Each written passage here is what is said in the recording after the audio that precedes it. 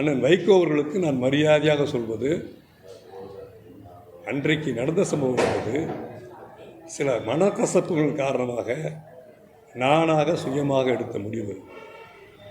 அண்ணன் கண்ணப்பன் அவர்கள் திராவிட முன்னேற்ற கழகத்தில் 2 முறை அமைச்சராக இருந்திருக்கின்றார், 3 முறை சட்டமன்ற உறுப்பினராக இருந்திருக்கின்றார், மாவட்ட செயலாளராக இருந்திருக்கின்றார், நெருக்கடி நிலையின் போது காரோட்டி கண்ணப்பனாக இருந்திருக்கின்றார். தலைவராக முழுமையாக கலைஞர் ஏற்றுக்கொண்டவர். அவர் எப்படி விலகி வந்தார் என்று எனக்கே புரியவில்லை, அவருக்கும் புரியலை. திராவிட முன்னேற்ற கழக தலைவர் 2009ஆம் ஆண்டு கடுமையான முதுகுத்தண்டு வலியால் பாதிக்கப்பட்டு மருத்துவமனையில் அனுமதிக்கப்பட்ட நேரம், ஒரு தலைவரால் வளர்க்கப்பட்ட ஒரு தொண்டன் கண்ணப்பன், ஒரு தலைவர் இந்த மாதிரி நெருக்கடியான சூழ்நிலையில் வயோதிக காலத்தில் கடுமையான ஆரோக்கியம் பாதிக்கப்பட்ட நேரத்தில் சென்று பார்ப்பது தவறா? சென்று பார்ப்பது தவறா? போய் பார்த்து வந்தார். பார்த்து வந்து தொலைபேசியில் தகவல் சொல்கிறதுக்காக கூப்பிட்டார். எடுக்கவே இல்லை, ஃபோன் எடுக்கவே இல்லை. பல முறை முயற்சி தான், எடுக்கவே இல்லை. இது ஒரு எனக்கு மனக்கசப்பு. கட்சியிலிருந்து வெளியேற்றணும்னு முடிவு பண்ணிட்டார். அதனால் அவர் வெளியேறினார். மரியாதையானவர், பண்பானவர். கட்சியை விட்டு வெளியேறும்போது, ராமகிருஷ்ணன் உங்களோட நல்லா பழகிட்டேன், நண்பனாக பழகிட்டேன், சகோதரனாக பழகிட்டேன், இனிமேல் இந்த கட்சியில் நான் நீடிக்க முடியாது, தாய் கழகத்துக்கு போய் சேர்றேன், இப்படித்தான் சொன்னார். என்னை கூப்பிட்டது, என்னை அழைக்கலை.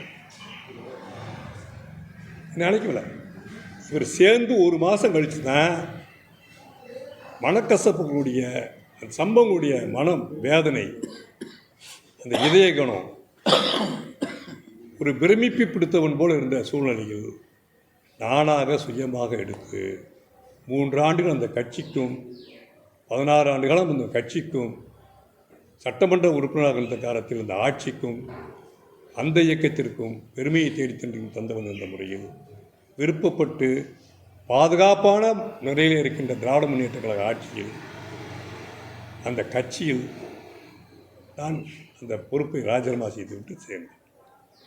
இது குதிரை பேரம் கிடையாது, ஒன்றும் கிடையாது. எனவே அண்ணன் வைகோ அவர்களே, ஒரு சிறு விஷயத்தை இதை முன்னுதாரணம், என்னை முன்னுதாரணமாக்கி அந்த திராவிட முன்னேற்ற கழக ஆட்சி வந்து பெரும்பான்மையை கொண்ட தோழமையை கொண்ட பாதுகாப்பான ஆட்சி.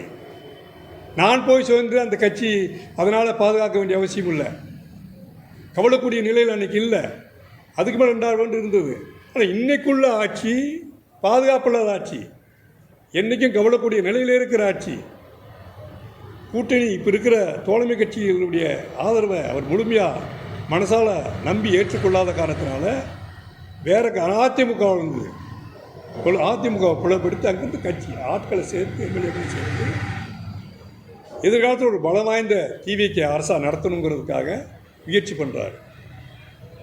அதுக்கு முட்டு கொடுக்கணுங்கிறதுக்காக, அதுக்கு கேடயமாக நீங்கள் இருந்து முட்டு கொடுக்கணுங்கிறதுக்காக நீங்கள் இதை முன்னுதாரணமாக சொல்கிறது எனக்கு கொஞ்சம் சங்கடமாக இருக்கும், மனம் வலிக்குது.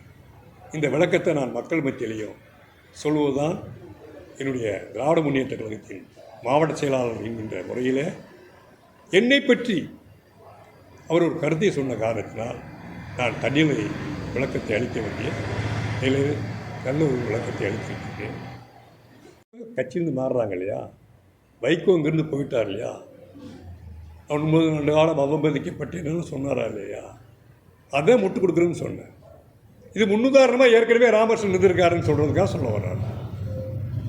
ஏற்கனவே ராமகிருஷ்ணன் இருந்திருக்காரு. அப்போ நான் நேரடியாக கேட்குறேன் வைகோ பார்த்து, ராமகிருஷ்ணன் தன்னுடைய பதவியை ராஜினாமா செய்து தலைவர் கலைஞரிடம் பணம் வாங்கியோ அண்ணன் தளபதியிடம் பணம் வாங்கியோ அந்த இயக்கத்திற்கு சென்றேன் என்று சொல்ல வருகின்றாரா?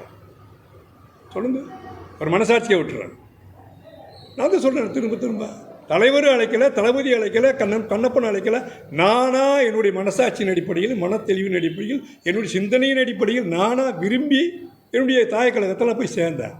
முதல்ல தெளிவாக சொன்னேன். அறிந்தோ அறியாமலோ, புரிந்தோ புரியாமலோ, அல்லது முதிர்ச்சியின் இன்மையின் காரணமாகவோ, அல்லது உணர்ச்சி வசப்பட்டோ அந்த இயக்கத்தில் சேர்ந்தேன். 16 ஆண்டுகள் விசுவாசமாக இருந்தேன். கட்சியில் நான் சரி, ஆட்சியில் பொறுப்பில் இருக்கும் போதும் சரி. தெளிவாக சொல்லிட்டேனே. இல்லை, உங்களை மையப்படுத்தியே சொல்கிறாரு, அதற்கான காரணம் என்னவா இருக்குன்னு. மறுமலர்ச்சி திராவிட முன்னேற்ற கழகத்தில் உறுப்பினராக இருந்து நான் திராவிட முன்னேற்ற கழகத்தில் சேர்ந்த பொழுது அவர் பொதுச்செயலாளராக இருக்கிற காரணத்தினால் என்னை மையப்படுத்தி பேசுகிறார். நான் வெளியே போனேன். கண்ணப்பண்ண எனக்கு முன்னால் போனார் இல்லையா, அவர் பேரை பயன்படுத்துகிறாரா? அவர் சொல்லலை, உங்களை சொல்கிறாரு. அவருக்கு பெண்ணா பயன்படுத்துகிறார். சொல்லலைன்னா அவர் நிற்கலை எம்எல்ஏவுக்கு. காரணம், தொண்டாமுத்தூரில் காங்கிரஸ் அன்னைக்கு ஏடிபி கூட்டணியில் கண்ணப்பனை நிறுத்தி நின்றது காங்கிரஸ்.